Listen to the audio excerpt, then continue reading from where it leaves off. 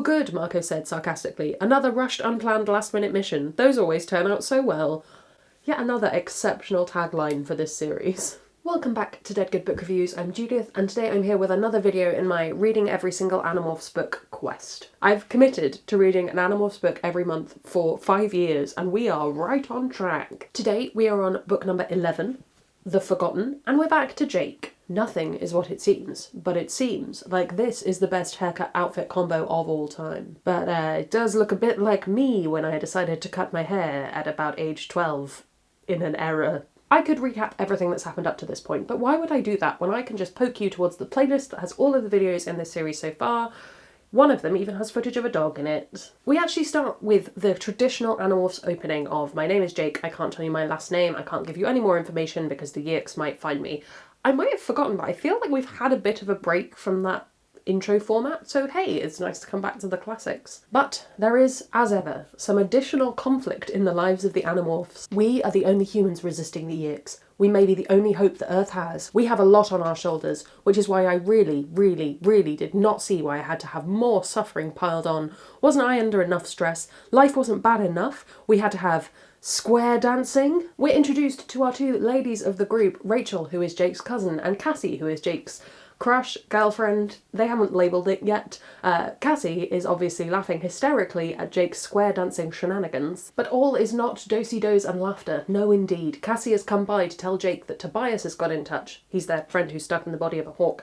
And he says there's something big going on. But then, flash! I fell down and down through the green trees. A branch! I snatched at it with my hand and swung and released, then flew through the air and caught another branch. I wrapped my tail around the branch and turned to look back. Monkeys were swinging towards me through the high treetops of the jungle. So one moment Jake is square dancing, the next moment he's swinging through the trees, and he's adamant that both scenarios are 100% real. But to everyone else, nothing seemed to happen. Jake and Marco run into Tobias, who does, and they need to get a wiggle on and get into morph. So they go round to Marco's house, his dad's out, and they morph into their bird forms. Marco and I had just managed to climb maybe 50 feet when Tobias came zooming up alongside us, zipping around like he'd been born a bird. "Follow me," he said. "Follow you where?" I asked, maybe a little too grouchily. Tobias laughed. "We're going to the grocery store," he said. "We're going to the Safeway." "Tobias, are you nuts?" Marco demanded. "The grocery store? What, is there a sale on gourmet birdseed?" "Funny, Marco," Tobias said, "but it's not about birdseed. The grocery store seems to be having a sale on high-ranking controllers." I don't know if I'll be able to put in the bit from CSI Miami where the sunglasses come up and the screen. Yeah, imagine that. They get to the grocery store, and from their bird's eye view they can see that last night something hit the store from above, and who should be in charge of the cleanup crew but Vice Principal Chapman, who, as we all know, is a terrible Yeerky controller. But just as he's meant to be coming up with another ingenious scheme, Jake has another weird vision of a big cat roaring in his face. Instead of conveying this quite concerning information to his friends, Jake continues coming up with a plan. The plan? To go back tonight and try and get a closer look. "Oh good," Marco said sarcastically. "Another rushed, unplanned, last-minute mission. Those always turn out so well."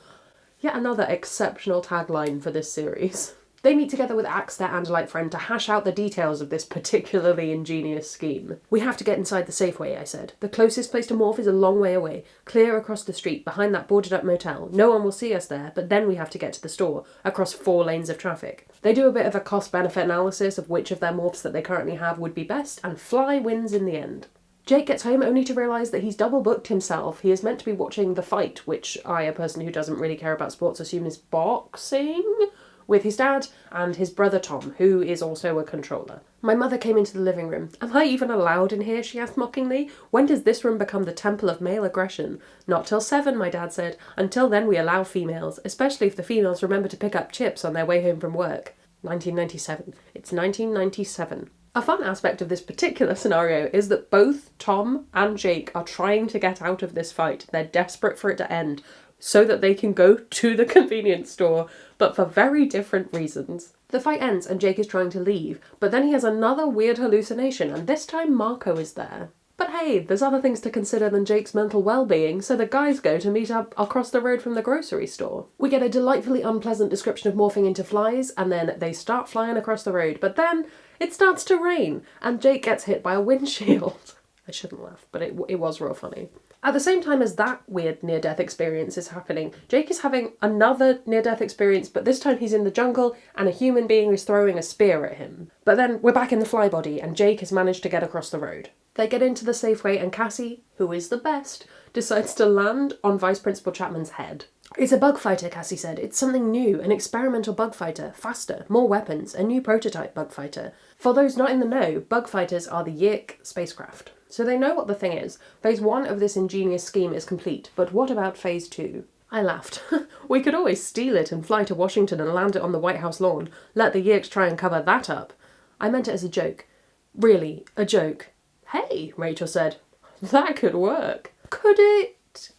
The plan is obviously exceptionally well thought out in the 5 minutes they spent on it in the grocery store. They all fly into the bug fighter while Tobias distracts by swooping down from above. That does mean that Tobias gets shot at, but hey-ho, that's a risk we're willing to take for a plan we took a grand total of 30 seconds coming up with. Because this is a book, and stupid plans are allowed to work out in books, they manage to get away. They get Tobias into the bug fighter, and they fly off. Just for the sci-fi fans out there, we get some info on the spaceship controls, which are like a mixture of physical controls and mental, which makes sense given the Yeerks are kind of a mental species. While the boys are playing around with the weapons, they realise that the cloaking shields on this particular bug fighter are broken and the Air Force is after them. So they zip off at alien speed and they end up near the Red Sea, and who should be waiting for them but Visser 3 in his blade ship. If you have Visser 3 shows up in your bingo cards, please tick it off now. They foolishly, because they have no other options, shoot at the blade ship at the same time as the blade ship shoots at them.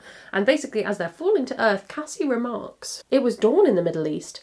Now it's daylight in the Western Hemisphere." I don't have a globe to look at, but if you do have a good way of visualising that, then you're probably getting at where this is going. So Jake wakes up in the jungle. Yep, just like his visions. This is roughly when I started figuring out what was going on. But let's see how long it takes Jake. Jake starts aimlessly wandering around the rainforest trying to find his friends, but thank goodness Tobias is there, flying up above, and he says, "Jake, they're all alive. I'll point you the right way." And they all reckon they're probably in the Amazon rainforest. Thanks to Cassie's observation, it seems pretty clear that when we and the blade ship fired simultaneously and the Draken beams intersected, we created what we call a Sario rip. S-A-R-I-O. I'm going to go with Sario. A what? A Sario rip? What's that? We blew a small hole in space-time, and we were drawn in through that hole. English, please, I warned. Plain English, please. We were blown through time, Jake, Cassie said. We aren't where we want to be, and we aren't when we want to be. I stared at her. Did we go forward or back? Are we in the past or the future? Yes, Axe said. It's definitely one of those two choices. I thought the androids in last week's book would be enough to carry us through a few books of filler, but nope, we're right back in with the next book and time travel. Now that I think about it, it might just be a way to get around the how do they get more cool morphs problem. While they're trying to work out how they might get to civilization to be able to call home, Rachel points out that actually they don't know how far forward or back in time they've gone. Feasibly, there is no home for them to call, and no phones for them to do it on. While Axe did study Sario rips in school, he fully admits to having been too busy flirting to actually pay attention to if you can reverse one or not. And on top of that, they don't actually know what happened to Visser 3 in the blade ship, so there's a pretty good chance that Visser 3 could be in the jungle in Morph at this very moment. Yeah, the stakes are high in this one. Oh yeah, and remember the vision that Jake had of the spear earlier? That happens. Thankfully, he manages to dodge it because of the aforementioned visions. But now they have humans with poison spears to deal with. Oh, and the Hawk Bajir are coming. Jake the leader steps up and bravely asks Axe to risk his life, pulling something out of the bug fighter that will mean it won't fly. They run off into the jungle, and Jake and Rachel realise they probably ought to go back and save Axe, so they morph Bear and Tiger. The right ones. Jake is the tiger, Rachel is the bear. Jake takes down a Hawk Bajir, only to be bitten by a poisonous snake because he cannot catch a break. Jake demorphs to get the poison out because let's remember when you demorph, basically all your wounds are healed. But worse things are happening. Rachel has been knocked out in her bear morph and is now being eaten alive by ants. Nothing is working. They can't wake her up. The ants are literally eating her, and Cassie and Marco show up in wolf form, having also been in a fight. Jake's solution, again ingenious schemes, is to find different ants, put them on Rachel as well, which will cause an ant war, which we know from book 4? 5? I can't remember now, but there's an ant war in it, and that distracts the ants for long enough for Rachel to wake up and realise she is being eaten alive. So they run to the stream to get the ants off them, and just as soon as they've done that, they realise there are piranhas in the water. This is the rainforest, Rachel demanded, angrily, spitting water and combing through her hair for any remaining ants. This is the rainforest everyone wants to save? Ants and piranha and snakes and bugs the size of rats? Well, as far as I'm concerned, they can burn it down, pave it over, and put up moles and convenience stores. I mean, it's not a great take. But to be fair, I like the idea of the rainforest. I don't want to be in one. A small bit of good news, Axe is alive and he's in monkey morph. And we get some of that good 90s technology talk. The monkey, Axe, was holding something in his paw. It was bright yellow and about the size of a computer diskette, only round and a little thicker. What is that? I asked. I did what you told me to do, Axe said. This is a vital part of the bug fighter, the computer core. No one can fly the bug fighter without it. That thing is the computer? Tobias asked. Yes, the Yeeks are still somewhat primitive. An Andalite version would be a third this size. Oh, babies don't know how small computers are gonna be. Oh, it's so cute. We've dealt with most of the natural threats, but now the Hawk-Bajir are patrolling the jungle in packs of 5 with a human controller attached to each, and Visser 3 could be any animal in the jungle. Axe says he'll take them to the monkeys so they can all grab a monkey morph. Jake finally confesses to the others about those weird visions he's been having. In fairness, he hasn't had much time to do it, but I feel like maybe saying it right at the start would have been more helpful. Prince Jake, as I said, I'm not an expert on Sario-rips, but I think what's happening is that flashbacks are fluctuations where 2 simultaneous identical states of consciousness intersect outside of space-time. I really like being right about my hunches. But in this case, if they don't get back to the time where the blade ships exploded at 8:54, then both sets of them will cease to exist. So it's not good. Okay? It's not a great situation to be in. The next scheme is so ingenious that I rolled my eyes so hard they went all the way backwards and I saw the front of my brain. Well, if we're trapped, so is Visser 3, right? He must know about Sario-rips too.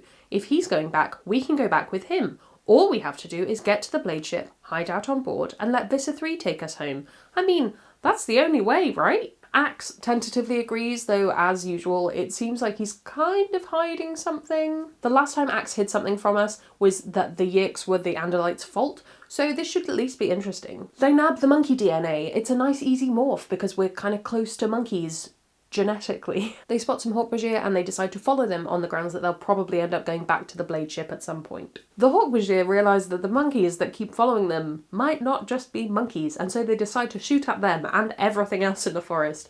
An enormous snake falls out of a tree, and in a very biblical moment, it's Visser 3. Visser 3 isn't good or chooses not to hide his thought speak, so the gang hear everything, and he just rips the Hawk-Bajir a new one for shooting arbitrarily into the forest where they knew their boss was hiding as an animal. It also becomes apparent that the way to reverse the Sario-rip is to do the shooting at each other thing again, which, given that they've made it so the bug fighter can't fly anymore, is feeling a little bit impossible. Ooh, enough time has passed that not only are they closer to the deadline, but they need to morph out of monkey form or risk being stuck forever. Whilst they're explaining what's going on to Tobias, who has been shot at again, the locals with those poison spears turn up. They saw Jake morph monkey to man, and basically through Marco's bad Portuguese translation, they think Jake is some kind of monkey spirit. It's 1997. I'm not expecting this to be a sensitive portrayal. The locals join up with the Animorphs and they all agree to kill the devils, which are the Hawk-Bajir, obviously. You know, it was kind of funny seeing you and Polo together. Polo is the headman of the indigenous people. Yeah, why? I didn't really care. I was too tired to care. But Cassie was being kind and I needed some kindness.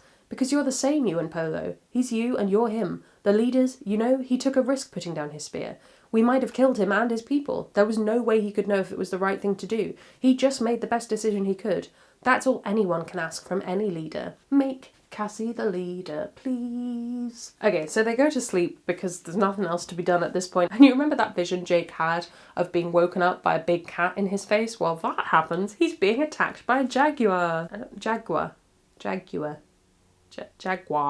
I don't know how you say it. Thankfully, Jake has the presence of mind to calm the animal down by quickly acquiring its DNA, and then they all kind of acquire it, and now they have a great morph for travelling through the rainforest at night. They have 2 hours left and no plan beyond heading vaguely towards the light that Tobias has spotted, which is probably the Hawk-Bajir working on the blade ship. In a bid to presumably stop whichever teens are reading this in 1997 from also wanting to destroy the rainforest, we get a glimpse of how beautiful it is through the eyes of these Jaguar morphs. It would seem Vista 3 has taken the time to drag the bug fighter and the blade ship into the same place. We don't know why, but it's putting Prince Jake on edge.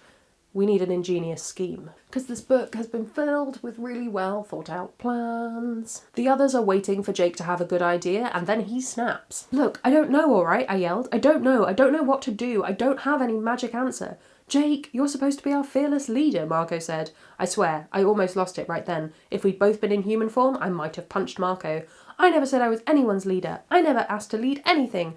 Why do I have to know the answers? You don't, Marco. You don't, Rachel. I wholeheartedly agree. No more leading for Jake. But then, why is Jake having the visions and no one else is? Axe privately has a theory that maybe Jake is having the visions because Jake is the only real one here. Everyone else is just a memory. They were there in one timeline, but that timeline was later erased. Jake was the one who escaped and altered everything, so it never happened. But while processing that particular existential crisis, they realised that the Vista 3 they thought they were seeing through the window of the blade ship is just a projection, and this has been a trap the whole time. Cross off a bingo card for they fall into a really obvious trap. It's a Lurdathak, Axe yelled. The vines, it's Vista 3 in a morph. It's a creature from the Hawk-Bajir homeworld. A Lurdathak, there's a lot of creatures eating each other in this book. There's a lot of, being consumed by other things. I'm inside something, Rachel said, smothering. Prince Jake, we've been swallowed by the Lurdathak. This is quite something to be happening with literally 2 chapters to go. It's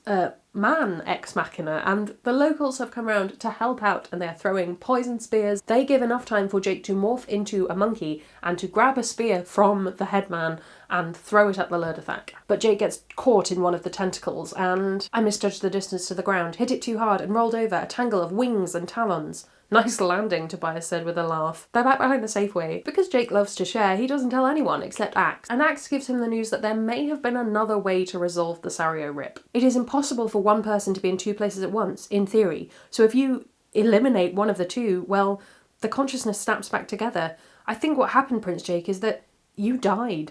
But even as you died in the rainforest, you were still alive here, so your mind snapped back. Then you undid the timeline, so none of it ever really happened. You would find you cannot morph the Jaguar or the monkey because you never really acquired those animals. Boo to my, this solves the how do we get cool morphs theory. Axe gives Jake a wonderful piece of advice from his brother Elfangor. It's a leader's job to be lucky. Sometimes success is just luck. This is definitely a pre-2020 view on leadership. Well, we got to the end of book 11, which is a book that had about 50 times more imminent peril than any book we've had so far. I'm going to assume that the next 3 books just feature them all because I am tired. Thank you so much for watching. Comment below with at what point in the book you think the plans really probably actually ought to have failed and we shouldn't have had any more Animorphs from this point on. You can also follow me on all of my social media. That is linked in the description below. You can also subscribe. It makes me feel loved and appreciated. That's all from me, and I will see you in the next one. There's gonna be some bloopers now. I could recap. Jake the leader steps up and bravely asks Axe to monkey morph. It's a Lurdathak.